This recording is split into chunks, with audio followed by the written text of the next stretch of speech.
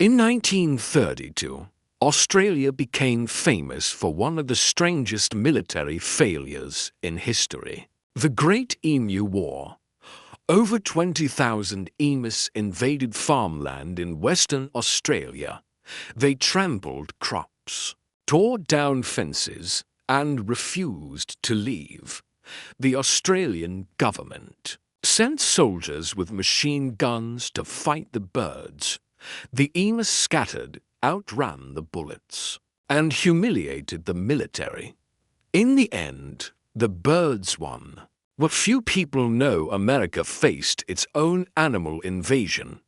No emus, but an unstoppable enemy just as destructive, jackrabbits. During the 1930s, the Great Plains were already struggling. The Dust Bowl turned once fertile land into dry, cracked earth. Crops failed. Dust storms choked the sky.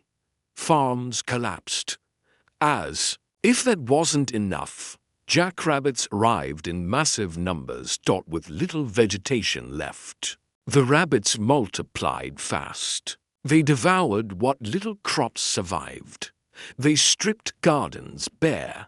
Their numbers overwhelmed farms across Kansas, Nebraska, Oklahoma, and Colorado. In some areas, people reported seeing fields blanketed with rabbits. Unlike Australia, the US government didn't send the army.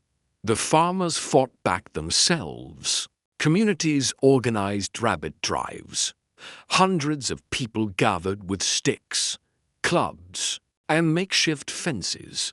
They herded the jackrabbits into large enclosures. There, they eliminated them. By today's standards, it sounds harsh, but in the 1930s, it was survival. A single jackrabbit could destroy enough crops to cripple a small farm. Multiply that by thousands, and it was an agricultural disaster. Photos from the time show piles of rabbits after these drives.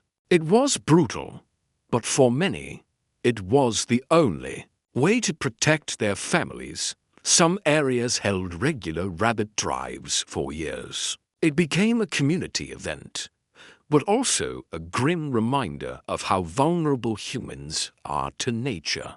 The rabbit invasion of the Great Plains wasn't as well publicized as Australia's Emu War, but the damage was real.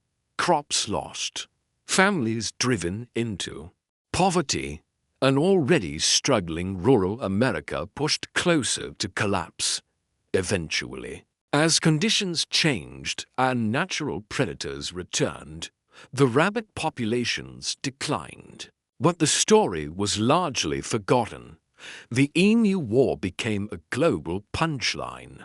America's rabbit war faded into obscurity. Both stories remind us that nature doesn't always cooperate. Whether it's birds in Australia or jackrabbits in America, sometimes even organized human efforts can't keep wildlife under control.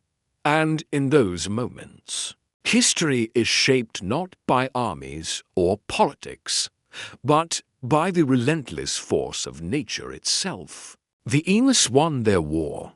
The jackrabbits lost theirs, but not without leaving scars on the land and the people who lived there.